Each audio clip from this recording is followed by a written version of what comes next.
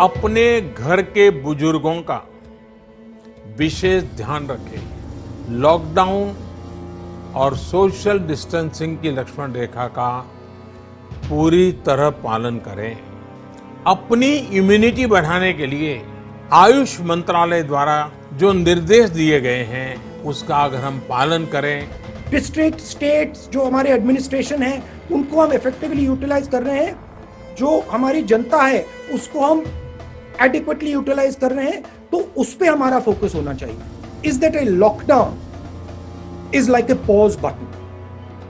A lockdown is in no way a solution to the COVID virus. Lockdown के बाद आपकी exit strategy क्या होगी? क्योंकि लॉकडाउन के बाद डिजीज का अपटेक होगा। ಕೋವಿಡ್ ಜಗತ್ತನ್ನು ತಲ್ಲಣಗೊಳಿಸಿದೆ. ಮುಂದುವರಿಯುತ್ತಿರುವ ಹಾಗೂ ಹಿಂದುಳಿದ ಸೇರಿದಂತೆ ಎಲ್ಲಾ ದೇಶಗಳಲ್ಲೂ ಮುಂದೇನು ಎಂಬ ಆತಂಕದ ಪ್ರಶ್ನೆಗಳು ಕಾಡುತ್ತಿವೆ. ಹೀಗಾಗಿ ಆಡಳಿತದ ಚುಕ್ಕಾಣಿ ಹಿಡಿದ ನಾಯಕರು ಯಾವ ಸಂದೇಶ ನೀಡುತ್ತಾರೆ, ಆಡಳಿತ ಯಂತ್ರದ ಆದ್ಯತೆಗಳೇನು, ಸರ್ಕಾರ ಸಾಗುವ ದಿಕ್ಕು ಯಾವುದೆಂದು ಜಾತಕ ಪಕ್ಷಿಗಳಂತೆ ಕಾದು ನೋಡುತ್ತಿದ್ದಾರೆ. ಅದರಲ್ಲೂ ಜಗತ್ತಿನಲ್ಲೇ ಅತಿ ಹೆಚ್ಚು ಜನಸಾಂದ್ರತೆ ಇರುವ ಭಾರತದಲ್ಲಿ ಯಾವ ನಿರ್ಧಾರ ತೆಗೆದುಕೊಳ್ಳಲಾಗುತ್ತದೆ? ಕೋವಿಡ್ ವಿರುದ್ಧದ ಸಮರದಲ್ಲಿ ಅತಿದೊಡ್ಡ ಪ್ರಜಾಪ್ರಭುತ್ವ ರಾಷ್ಟ್ರ ಸಾಗುವ ಹಾದಿ ಯಾವುದೆಂದು ಇಡೀ ಜಗತ್ತು ಆಸಕ್ತಿಯಿಂದ ಗಮನಿಸುತ್ತಿದೆ. ಅದೇ ರೀತಿ ಇಲ್ಲಿನ ಜನ ತಾವು ಅತಿ ಹೆಚ್ಚು ಬಹುಮತದಿಂದ ಆಯ್ಕೆ ಮಾಡಿದ ಸರ್ಕಾರ, ಅತ್ಯಂತ ಹೆಚ್ಚು ಬಲಶಾಲಿಯಾದ ಪ್ರಧಾನಿ ಯಾವ ನಿರ್ಧಾರ ಕೈಗೊಳ್ಳುತ್ತಾರೆ, ಈ ನಿರ್ಧಾರಗಳು ತಮ್ಮನ್ನು ಎಷ್ಟರ ಮಟ್ಟಿಗೆ ರಕ್ಷಿಸಬಲ್ಲವು ಎಂದು ಜನಸಾಮಾನ್ಯರು ಕಾಯುತ್ತಿದ್ದಾರೆ. नमस्ते मेरे प्यारे देशवासियों। कोरोना वैश्विक महामारी के खिलाफ भारत की लड़ाई बहुत मजबूती के साथ आगे बढ़ रही है। आप सभी देशवासियों की तपस्या, आपके त्याग की वजह से भारत अब तक कोरोना से होने वाले नुकसान को काफी हद तक टालने में सफल रहा है। ಲಾಕ್ಡೌನ್ಗೆ ಮುನ್ನ ಹಾಗೂ ಲಾಕ್ಡೌನ್ ನಂತರ ಪ್ರಧಾನಿ ಮೋದಿ ರಾಷ್ಟ್ರವನ್ನುದ್ದೇಶಿಸಿ ಮಾತನಾಡಿದರು. ದೇಶದ ಕೋಟ್ಯಾಂತರ ಜನ ಅವರ ಸಂದೇಶ ಆಲಿಸಿದ್ರು, ಪಾಲಿಸಿದರು. 3 मई तक लॉकडाउन के नियमों का पालन करें, जहां है वहां रहे, सुरक्षित रहें। वयम राष्ट्रे जागृयाम। हम सभी राष्ट्र को जीवंत और जागृत बनाए रखेंगे. ಇದಾದ ಕೆಲ ದಿನಗಳ ಬಳಿಕ ಕಾಂಗ್ರೆಸ್ ನಾಯಕ ಹಾಗೂ ವಯನಾಡ್ ಕ್ಷೇತ್ರದ ಸಂಸದ ರಾಹುಲ್ ಗಾಂಧಿ ಸುದ್ದಿಗೋಷ್ಠಿಯೊಂದನ್ನು ನಡೆಸಿದರು. ಅತ್ಯಾಧುನಿಕ ತಂತ್ರಜ್ಞಾನ ಬಳಸಿ ನಡೆಸಿದ ಗೋಷ್ಠಿಯಲ್ಲಿ ಸುಮಾರು 200 ಪತ್ರಕರ್ತರು ಪಾಲ್ಗೊಂಡಿದ್ದರು. ಈ ವೇಳೆ ರಾಹುಲ್ ಸುಮಾರು 20 ಪ್ರಶ್ನೆಗಳಿಗೆ ಉತ್ತರ ನೀಡಿದರು. ಇದೀಗ ಸಾರ್ವಜನಿಕ ವಲಯದಲ್ಲಿ ರಾಹುಲ್ ಸುದ್ದಿಗೋಷ್ಠಿ ಹಾಗೂ ಪ್ರಧಾನಿಗಳ ಭಾಷಣದ ಅವಲೋಕನ ತುಲನೆ ನಡೆಯುತ್ತಿದೆ. We are in a very serious situation, that is clear, and I think all political parties have to work together, and the people of India have to work together if we want to solve this problem and defeat this virus. ಪ್ರಧಾನಿ ತಮ್ಮ ಸಂದೇಶದಲ್ಲಿ ದೇಶದ ಪ್ರಜೆಗಳು ಏನು ಮಾಡಬೇಕೆಂದು ಫರ್ಮಾನು ಹೊರಡಿಸಿದರೆ ಹೊರತು ಸರ್ಕಾರ ಏನು ಮಾಡಲಿದೆ ಎಂದು ಎಲ್ಲಿಯೂ ಹೇಳಲಿಲ್ಲ. ನಿಜ, ಪ್ರಧಾನಿಗಳಾಗಿ ತನ್ನ ಪ್ರಜೆಗಳಿಗೆ ಹೀಗೆ ಮಾಡಿ ಎಂದು ಹೇಳುವ ಅಧಿಕಾರವನ್ನು ಹೊಂದಿದ್ದಾರೆ. ಇದರ ಜೊತೆಯಲ್ಲಿ ಇಂತಹ ಅಪರೂಪದ ಹಾಗೂ ಆತಂಕದ ಸಮಯದಲ್ಲಿ ಆಡಳಿತ ಯಂತ್ರದ ಮುಖ್ಯಸ್ಥರಾಗಿ ತಮ್ಮ ಸರ್ಕಾರದ ದೃಷ್ಟಿಕೋನ ತಿಳಿಸಬೇಕಿತ್ತು. ರಾಹುಲ್ ದೇಶ ಎದುರಿಸುತ್ತಿರುವ ಗಂಡಾಂತರ ಪರಿಸ್ಥಿತಿ ನಿಭಾಯಿಸಲು ಸರ್ಕಾರ ಕೈಗೊಳ್ಳುವ ಎಲ್ಲಾ ತೀರ್ಮಾನಗಳಿಗೆ ತಮ್ಮ ಹಾಗೂ ತಮ್ಮ ಪಕ್ಷದ ಬೆಂಬಲವಿದೆ ಎಂದು ಘೋಷಿಸುವ ಮೂಲಕ ರಾಜಕೀಯ ಪ್ರಬುದ್ಧತೆಯನ್ನು ಮೆರೆದರು. देखिए, अब जो हुआ हो गया उसको भूल जाइए, क्योंकि यहां पे अब हम ऐसे लेवल पे पहुंच गए कि ये अब इमरजेंसी सिचुएशन हो गई है। तो मुझे ये कहना कि भाई ये नहीं किया, वो नहीं किया, वो मैं नहीं करना चाहता हूं। जो किया किया, जो नहीं किया नहीं किया। अब आगे देखते हैं और मिलकर हिंदुस्तान यूनाइट होके इस चीज से लड़े और इससे देश को भी फायदा होगा। ಪ್ರಧಾನಿ ತಮ್ಮ ಭಾಷಣದಲ್ಲಿ ಮೊದಲು ಹೇಳಿದ್ದು ಹಿರಿಯ ನಾಗರಿಕರ ಬಗ್ಗೆ ವಿಶೇಷ ನಿಗಾ ವಹಿಸಬೇಕು ಎಂದು. मैं आपका साथ मांग रहा हूं, 7 बातों में आपका साथ। पहली बात, अपने घर के बुजुर्गों का विशेष ध्यान रखें, विशेषकर ऐसे व्यक्ति जिन्हें पुरानी बीमारी हो, उनकी हमें एक्स्ट्रा केयर करनी है। उन्हें कोरोना से बहुत बचाकर रखना है। ರಾಹುಲ್ ಮೊದಲಿಗೆ ಹೇಳಿದ್ದು ಕೋವಿಡ್ನಂತಹ ಮಹಾಮಾರಿಯನ್ನು ಹಿಮ್ಮೆಟ್ಟಿಸಲು ರಾಜ್ಯಗಳಿಗೆ ಸ್ವಾಯತ್ತ ಅಧಿಕಾರ ನೀಡಬೇಕು, ಪ್ರಧಾನಿ ರಾಜ್ಯ ಸರ್ಕಾರಗಳನ್ನು ವಿಶ್ವಾಸಕ್ಕೆ ತೆಗೆದುಕೊಂಡು ತಮ್ಮ ನಿಲುವು ಅಭಿಪ್ರಾಯಗಳನ್ನು ತಿಳಿಸಬೇಕು ಎಂದು.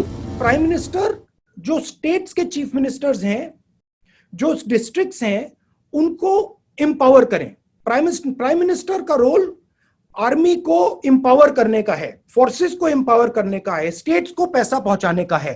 डिस्ट्रिक्ट, स्टेट्स जो हमारे एडमिनिस्ट्रेशन है, उनको हम इफेक्टिवली यूटिलाइज कर रहे हैं। जो हमारी जनता है उसको हम एडिक्वेटली यूटिलाइज कर रहे हैं, तो उस पर हमारा फोकस होना चाहिए। तो रिसोर्सेस को इफेक्टिवली यूटिलाइज कीजिए, रिसोर्सेस को स्टेट्स के हाथ में दीजिए, जीएसटी जो स्टेट्स को देना है वो दीजिए। चीफ मिनिस्टर्स और डिस्ट्रिक्ट्स से खुलकर कम्युनिकेशन कीजिए, उनकी जो डिमांड्स हैं उनको एक्शन कीजिए। ಎರಡನೆಯದಾಗಿ ಪ್ರಧಾನಿ ಲಾಕ್ಡೌನ್ ಲಕ್ಷ್ಮಣ ರೇಖೆ ಇದ್ದಂತೆ ಇದನ್ನು ಕಡ್ಡಾಯವಾಗಿ ಪಾಲಿಸುವ ಮೂಲಕ ಕೊರೋನಾ ಹಿಮ್ಮೆಟ್ಟಿಸಬೇಕು, ಎಲ್ಲರೂ ಸ್ವಯಂ ನಿಯಂತ್ರಣ ಹಾಕಿಕೊಂಡು ಸಮರದಲ್ಲಿ ಗೆಲ್ಲಲು ಸಹಕರಿಸಬೇಕು ಎಂದರು. लॉकडाउन और सोशल डिस्टेंसिंग की लक्ष्मण रेखा का पूरी तरह पालन करें। घर में बने फेस कवर या मास्क का, और वो भी घर में बने हुए, उनका अनिवार्य रूप से उपयोग करें। ರಾಹುಲ್ ಲಾಕ್ಡೌನ್ ವೈರಸ್ ವ್ಯಾಪಕವಾಗಿ ಹರಡದಂತೆ ಸ್ವಲ್ಪ ಕಾಲ ಹಿಡಿದಿರುವ ಪ್ರಯತ್ನ ಇದೊಂದರಿಂದಲೇ ವೈರಸ್ ವಿರುದ್ಧ ಸಮರ ಸಾಧ್ಯವಿಲ್ಲ, ಬದಲಿಗೆ ಲಾಕ್ಡೌನ್ ಜೊತೆಗೆ ವೈದ್ಯಕೀಯ ತಪಾಸಣಾ ಪ್ರಕ್ರಿಯೆ ಹೆಚ್ಚಬೇಕು, ತಪಾಸಣೆಯ ಮೂಲಕ ವೈರಸ್ ಹಂತ ಗುರುತಿಸಿ ಚಿಕಿತ್ಸೆ ನೀಡುವ ಮೂಲಕ ಮತ್ತೊಂದು ಹಂತಕ್ಕೆ ಅದು ವಿಸ್ತರಣೆಯಾಗದಂತೆ ತಡೆಗಟ್ಟಬೇಕು ಎಂದರು. Now the first thing to understand is that a lockdown is like a pause button. A lockdown is in no way a solution to the COVID virus. It is as if you've hit pause and stopped the virus in its tracks until the lockdown.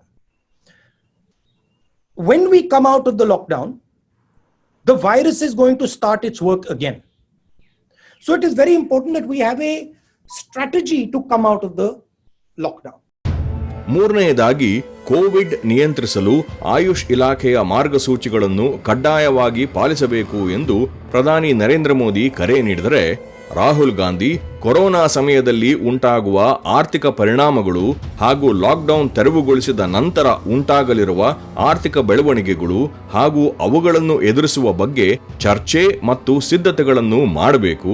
Lockdown ಯಾವ ಮುಂಜಾಗ್ರತಾ ಕ್ರಮಗಳಿಲ್ಲದೆ ಮಾಡಲಾಯಿತು ಎಂಬ ಟೀಕೆಗಳಿವೆ, ಅವುಗಳೇನೇ ಇರಲಿ, lockdown ತೆರವು ಮಾಡಿದ ನಂತರ ಉಂಟಾಗುವ ಪರಿಣಾಮ ಎದುರಿಸಲು ಸಿದ್ಧತೆ ಬೇಕು ಎಂದರು.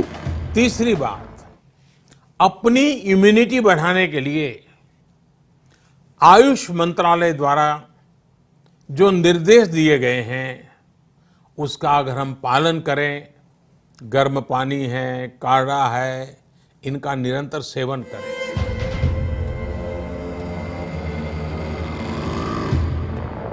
लॉकडाउन के बाद आपकी एग्जिट स्ट्रैटेजी क्या होगी? आपकी टेस्टिंग स्ट्रैटेजी क्या होगी? आपकी मेडिकल स्ट्रैटेजी क्या होगी? आप पीएचसीज को, हॉस्पिटल्स को रैंप अप कैसे करोगे? क्योंकि आपको वो लॉकडाउन खुलने से पहले करना पड़ेगा, क्योंकि लॉकडाउन के बाद डिजीज का अपटेक होगा, डिजीज बढ़ना शुरू हो जाएगी, तो आपको अग्रेसिवली उसको काउंटरैक्ट करना पड़ेगा। तो मैं कह रहा हूं कि ये डिलेड एक्शन नहीं होना चाहिए। ನಾಲ್ಕನೆಯದಾಗಿ ಪ್ರಧಾನಿ ಕೋವಿಡ್ನ ಸಂಕಷ್ಟದ ಸಮಯದಲ್ಲಿ ಸರ್ಕಾರ ಬಡವರು, ಕೂಲಿಕಾರರ ಪರವಾಗಿದೆ. ಕಡುಬಡವರಿಗೆ 3 ತಿಂಗಳವರೆಗೆ ಪ್ರತಿಯೊಬ್ಬ ವ್ಯಕ್ತಿಗೆ ಪ್ರತಿ ತಿಂಗಳು 5 ಕಿಲೋ ಅಕ್ಕಿ ನೀಡಲಿದೆ ಎಂದು ಹೇಳಿದರು. जितना हो सके उतने गरीब परिवार की देखरेख करें, उनके भोजन की आवश्यकता पूरी करें.